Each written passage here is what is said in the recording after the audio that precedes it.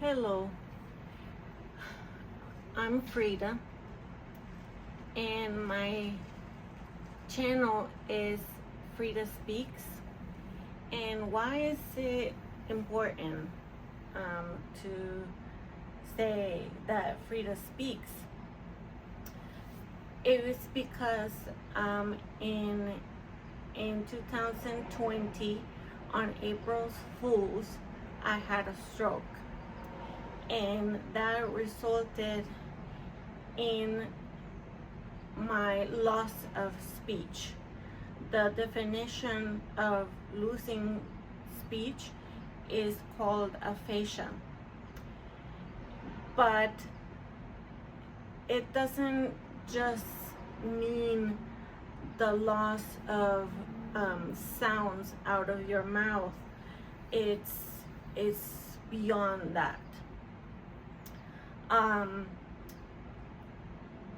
Recently, after my stroke, I couldn't talk. I couldn't say anything, even my own name. I could only say water, but aphasia issue is that you know words, you know all the names of everything, but your brain doesn't recognize, doesn't translate the thoughts into words. So you couldn't speak, but also can't write. And that was very drastic. Everything crumbled in my life.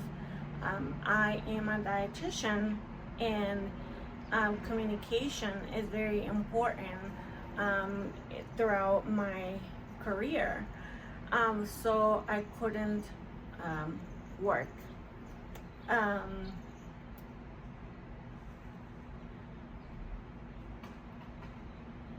And my healthcare team did not provide me a good prognosis.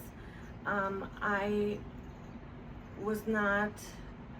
did not know when or if I would recover.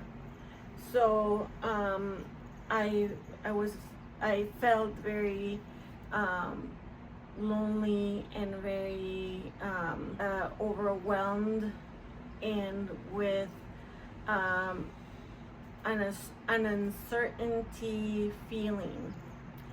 But I did not want to take speech therapy as much as I could. At that time, I was taking 4 or 5 classes every day. I also was doing homework with apps that treat aphasia. I also had speech therapy, but one-on-one, and like in person. And I tried to recover as much as I could. But the purpose of my video is I want to educate people about aphasia. Aphasia is much more than sounds of words. I have recovered in my speech mostly, but I still am living with aphasia in the professional world. So some of the residual effects from the aphasia is I forget words, I speak slower, um, and just forgetting words. Um, so it's people are not aware of these difficulties. Um, when you have a stroke or when you have a traumatic injury in your brain, um, you know, this um, this disease is an invisible disease. So where you other people look at you, they think that you're okay or you're fine, but there are different factors that you may not doing well. Another side effect of having aphasia is can't you couldn't I can't like when someone spells out something, I can't like recognize the word, the letters or the numbers.